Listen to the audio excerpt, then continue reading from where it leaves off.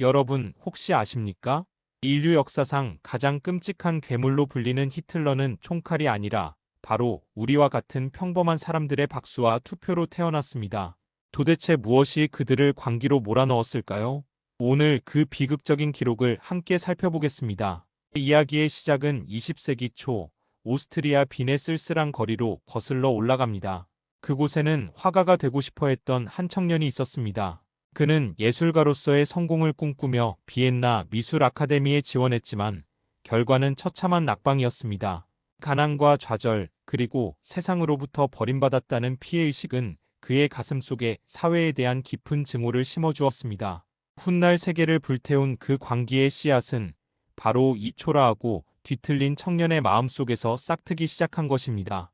제1차 세계대전이 발발하자 히틀러는 오스트리아 국적임에도 불구하고 독일군에 자원 입대를 하게 됩니다. 그는 전쟁에서 용감하게 싸웠고 두 차례나 철십자 훈장을 받으며 전장의 영웅으로 거듭났습니다. 전쟁은 그에게 삶의 의미를 부여했고 군대라는 조직 속에서 그는 처음으로 소속감과 존재감을 느꼈습니다. 그러나 독일의 패전은 그에게 다시 한번 큰 충격을 안겨주었고 그는 독일의 패배가 내부의 적 때문이라고 확신하며 베르사유 조약에 대한 강한 불만을 품었습니다. 전쟁의 상처는 그의 내면을 더욱 황폐하게 만들었고 그는 독일의 부흥을 위한 새로운 길을 모색하기 시작했습니다. 그는 라디오와 비행기를 활용한 현대적인 선전 기술로 대중의 감정을 지배했습니다.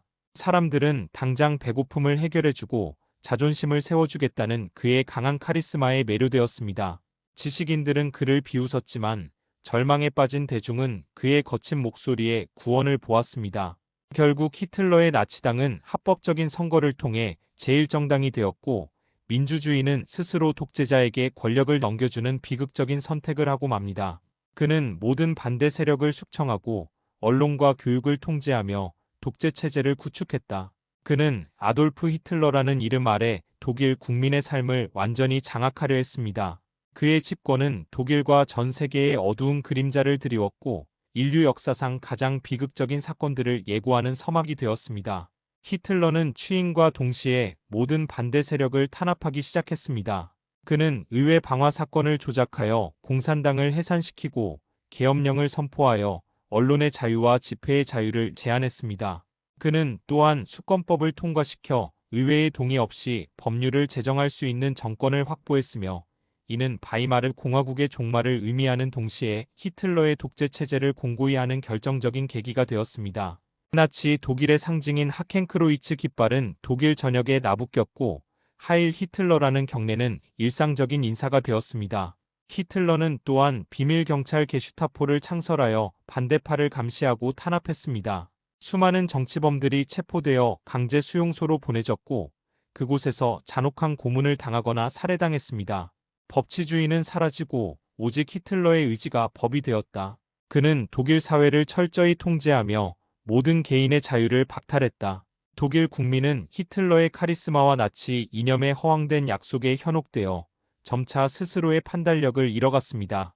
히틀러는 선전 장관 요제프 괴벨스를 통해 대규모 선전 활동을 펼쳤습니다. 영화, 라디오, 포스터 등 모든 미디어를 동원하여 히틀러를 신격화하고 나치 이념을 찬양했습니다. 유대인과 반대 세력은 악마화되었고 아리안 민족의 우월성은 끊임없이 강조되었습니다. 이러한 선전은 독일 국민의 사고방식을 철저히 통제하고 히틀러에 대한 맹목적인 충성을 유도하는 데 효과적이었습니다. 그는 또한 독일의 영광을 되찾고 게르만 민족의 생활 공간을 확보하겠다는 명분 아래 군사력 증강에 박차를 가하기 시작하였습니다. 히틀러는 독일 민족의 우월성을 주장하며 슬라브족이 사는 동유럽을 점령하여 독일인들의 거주 공간을 확보하고 식량 자원을 확보해야 한다고 주장했다. 이러한 야욕은 베르사유 조약으로 제한된 독일의 군사력을 빠르게 재건하는 데 박차를 가하는 계기가 되었다. 1938년 히틀러는 오스트리아를 독일에 병합했다. 안슐루스 엔슐러스라 불리는 이 사건은 오스트리아의 주권을 완전히 침해하는 행위였지만 오스트리아 내 나치 지지자들의 환영 속에 이루어졌다. 이어 그는 체코슬로바키아의 주데텔란트 지역에 대한 영유권을 주장하며 국제사회를 위협했다. 미넨 협정에서 영국과 프랑스는 히틀러의 요구를 수용했고 체코슬로바키아의 주데텔란트는 독일에 할양되었다. 이는 평화를 위한 양보로 포장되었지만 사실상 히틀러의 침략을 용인하는 결정적인 오판이었다. 히틀러는 미넨 협정 이후에도 만족하지 않았습니다. 1939년 3월 그는 체코슬로바키아 전체를 점령하여 독립국으로서의 존재를 말살했습니다. 이제 그의 시선은 폴란드를 향했습니다. 폴란드 회랑과 단체의 자유시에 대한 영유권을 주장하며 독일은 폴란드 침공을 위한 구체적인 계획을 세웠습니다. 영국과 프랑스는 폴란드의 독립을 보장하며 히틀러에게 경고했지만 히틀러는 이를 무시했습니다. 1939년 9월 1일 독일군은 폴란드를 침공하였고 이로써 제2차 세계대전이 발발했습니다. 폴란드는 한 달여 만에 독일군에게 함락되었습니다. 영국과 프랑스는 독일에 선전포고했지만 초기에는 적극적인 군사 개입을 하지 못했습니다. 이에 폴란드 점령 후 히틀러는 서부 전선으로 눈을 돌렸습니다. 1940년 4월 히틀러는 덴마크와 노르웨이를 침공하여 점령했습니다. 이어 5월에는 벨기에, 네덜란드, 룩셈부르크를 침공했으며 이들을 거쳐 프랑스로 진격했습니다. 프랑스군은 마지노선을 믿고 방어에만 치중했지만 프랑스는 예상보다 훨씬 빠르게 붕괴되었고 6월에 결국 항복선언을 하게 되었습니다. 이로써 히틀러는 서유럽 대부분을 장악하게 되었습니다. 수많은 사람들이 전쟁의 참화 속에서 고통받았고 민족적 갈등과 증오는 극에 달했습니다. 히틀러의 광기 어린 정복욕은 인류 역사상 가장 잔혹하고 파괴적인 전쟁을 불러왔습니다. 그의 그림자는 유럽 전역을 뒤덮었고 그 누구도 이 어둠의 행진을 멈출 수 없을 것 같았습니다. 히틀러의 권력 장악과 전쟁의 확산은 인류 역사상 가장 잔혹한 비극 중 하나인 홀로코스트로 이어졌습니다. 히틀러는 자신의 저서 나의 투쟁에서 이미 유대인에 대한 증오와 박멸 의지를 명확히 드러냈습니다. 그는 유대인을 독일 민족의 순수성을 해치는 내부의 적이자 세계를 지배하려는 음모를 꾸미는 존재로 규정했습니다. 1935년에는 뉘른베르크법이 제정되어 유대인의 시민권을 박탈하고 독일인과의 결혼을 금지했으며 유대인을 사회에서 격리시키는 법적 기반을 마련했습니다. 유대인 상점은 약탈당하고 방화되었으며 유대인들은 공직에서 추방되고 교육 기회도 박탈당했습니다. 제2차 세계대전이 발발하고 독일군이 유럽 각지를 점령하면서 점령진의 유대인들에 대한 박해도 더욱 심화되었습니다. 유대인들은 강제로 게토에 수용되었고 폴란드의 바르샤바 게토는 가장 악명 높은 게토 중 하나로 수십만 명의 유대인들이 극심한 빈곤, 질병 굶주림 속에서 고통받았습니다. 게토는 외부와 철저히 단절된 감옥과 같았고 이곳에서 유대인들은 서서히 죽어가거나 최종적인 절멸을 기다려야 했습니다.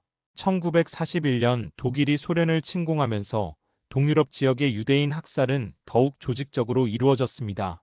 아인자츠 그루펜이라 불리는 특수학살 부대가 조직되어 점령진의 유대인들을 집단 학살했습니다. 이들은 주로 총사령을 통해 수십만 명의 유대인들을 학살했으며 이는 홀로코스트의 전초전이었습니다. 1942년 1월 반제 회의에서 나치 지도부는 유대인 문제에 대한 최종 해결책을 결정했습니다. 이는 유럽 전역의 모든 유대인을 학살하기 위한 대규모 계획이었습니다. 이 계획에 따라 아우슈비츠, 트레블링카 마이다넥 등 6개의 절멸 수용소가 건설되었습니다. 이 수용소들은 단순한 강제 노동 수용소가 아니라 유대인들을 대량 학살하기 위해 특별히 고안된 죽음의 공장이었습니다. 유럽 각지에서 수백만 명의 유대인들이 기차에 실려 절멸 수용소로 이송되었다. 도착한 유대인들은 나치 친위대의 잔인한 선별 과정을 거쳤습니다. 노동력이 있는 사람은 강제 노동에 투입되었고 노약자, 어린이, 병자들은 도착 즉시 가스실로 보내져 시클론 비가스로 살해당했습니다. 그들의 시신은 화장터에서 불태워졌으며 이는 인간의 존엄성을 완전히 말살하는 잔혹한 행위였습니다. 히틀러는 서유럽 정복 후 자신의 최종 목표인 소련 침공을 준비했습니다. 그는 소련을 유대 볼셰비키의 온상으로 보고 러시아의 광대한 영토와 자원을 독일의 생활 공간으로 삼으려 했습니다. 1941년 6월 22일 독일은 독소 불가침 조약을 파기하고 바르바로사 작전을 개시하며 소련을 침공했고 이는 인류 역사상 가장 거대한 규모의 육상전이 되었습니다. 독일군은 정격전 전술을 이용하여 소련군을 압도했고 수많은 소련군 병사들을 포로로 잡거나 전멸시켰습니다. 쾌속으로 키예프, 스몰렌스크 등 주요 도시들을 점령하며 모스크바를 향해 진격했습니다. 히틀러는 소련군이 단기간에 붕괴될 것이라고 확신했지만 소련군의 강력한 저항과 광대한 영토, 그리고 혹독한 겨울은 그의 예상과 달랐습니다. 독일군은 러시아의 혹독한 겨울 추위에 대비하지 못했습니다. 영하 40도에 달하는 추위와 폭설은 독일군에게 치명적이었습니다. 전차는 얼어붙고 보급품 수송은 마비되었으며 수많은 병사들이 동상으로 사망하거나 부상당했습니다. 소련군은 겨울 전투에 익숙했으며 붉은 군대는 모스크바 방어에 총력을 기울였습니다. 1941년 12월 모스크바 외곽에서 소련군의 대규모 반격이 시작되었고 독일군의 모스크바 진격은 좌절되었습니다. 모스크바 공방전 이후 동부 전선은 장기적인 소모전으로 변모했습니다. 독일군은 스탈린그라드를 점령하여 소련의 유전지대로 가는 길을 확보하려 했지만 스탈린그라드 전투는 제2차 세계대전의 전환점이 되었습니다. 혹독한 겨울과 소련군의 포위 작전으로 인해 독일 제육군 전체가 스탈린그라드에서 괴멸되었습니다. 스탈린그라드 전투의 패배는 독일군의 사기를 크게 저하시켰고 동부 전선의 주도권이 소련군으로 넘어가는 결정적인 계기가 되었습니다. 이 패배는 히틀러의 불패 신화에 큰 타격을 주었으며 그에게도 점차 패배의 그림자가 드리우기 시작했습니다. 동부 전선에서 독일군이 고전하는 동안 서부 전선에서도 연합군의 반격이 시작되었습니다. 1942년 11월 미국과 영국군은 횃불 작전을 개시하여 북아프리카에 상륙했습니다. 이는 독일과 이탈리아 추축군의 북아프리카 전선을 무너뜨리는 것을 목표로 했습니다. 롬멜 장군이 이끄는 독일 아프리카 군단은 초기에 강력한 저항을 했지만 연합군의 압도적인 병력과 물량에 결국 패배했습니다. 1943년 5월 추축군은 북아프리카에서 완전히 축출되었습니다. 북아프리카 전선의 승리 이후 연합군은 이탈리아 본토 침공을 준비했습니다. 1943년 7월 연합군은 시칠리아에 상륙했으며 이어 9월에는 이탈리아 본토에 상륙했습니다. 이탈리아는 연합군의 침공에 빠르게 붕괴되었고 무솔리니 정권은 축출되었습니다. 이탈리아는 연합군에 항복했지만 독일군은 이탈리아를 점령하고 무솔리니를 구출하여 꼭두각시 정부를 세웠습니다. 이탈리아 전선은 험준한 산악 지형과 독일군의 강력한 저항으로 인해 장기적인 소모전으로 이어졌습니다. 한편 연합군은 대규모 상륙 작전을 준비하고 있었다. 1944년 6월 6일 인류 역사상 가장 거대한 상륙 작전인 노르망디 상륙 작전 D-데이 개시되었다. 미국, 영국, 캐나다 등 연합군 병사들은 노르망디 해변에 상륙하여 독일군의 방어선을 돌파했다. 독일군은 강력하게 저항했지만 연합군의 압도적인 공군력과 해군력 그리고 물량 공세를 막아내지 못했다. 노르망디 상륙 작전의 성공은 서부 전선 개방의 결정적인 계기가 되었다. 노르망디 상륙 이후 연합군은 프랑스 해방을 위한 진격을 시작했습니다. 독일군은 프랑스에서 후퇴하면서 파괴 작전을 수행했지만 연합군은 빠르게 진격하여 8월에 파리를 해방했습니다. 파리 시민들은 해방군을 열렬히 환영했고 프랑스는 4년 만에 독일의 지배에서 벗어났습니다. 연합군은 벨기에와 네덜란드 등 서유럽 국가들을 해방하며 독일 본토를 향해 진격했습니다. 연합군의 반격은 히틀러의 제3제국을 서서히 붕괴시키는 결과를 가져왔습니다. 자유와 민주주의를 위한 연합군의 헌신은 결국 유럽을 히틀러의 압제에서 해방시키는 데 성공했습니다. 1945년 독일은 동쪽과 서쪽에서 동시에 밀려오는 연합군의 압박 속에서 붕괴 직전에 놓여 있었습니다. 소련군은 동유럽을 휩쓸며 베를린을 향해 진격했고 서부 연합군은 라인강을 건너 독일 본토 깊숙이 들어왔습니다. 독일군은 필사적으로 저항했지만 병력과 물자의 열세를 극복할 수 없었습니다. 독일의 주요 도시들은 연합군의 공습으로 폐허가 되었고 국민들은 극심한 고통과 절망에 시달렸습니다. 히틀러는 자신의 지하 벙커에서 현실과 동떨어진 채 여전히 승리를 확신하고 있었습니다. 그는 존재하지 않는 군대를 움직이라는 명령을 내렸고 자신의 참모들에게 끊임없이 비난을 퍼부었습니다. 그의 건강은 극도로 악화되었고 정신적으로도 불안정한 모습을 보였습니다. 결국 히틀러는 벙커에 갇힌 채 베를린의 함락을 지켜봐야 했습니다. 그는 자신의 제국이 무너지는 것을 보면서도 여전히 희망을 놓지 않는 듯 보였습니다. 4월 29일 히틀러는 오랫동안 동거해 온 에바 브라운과 결혼하였고 다음 날인 4월 30일 그는 에바 브라운과 함께 권총으로 자살했습니다. 히틀러의 죽음 이후에도 독일군의 저항은 잠시 계속되었지만 이미 패배는 기정사실이었습니다.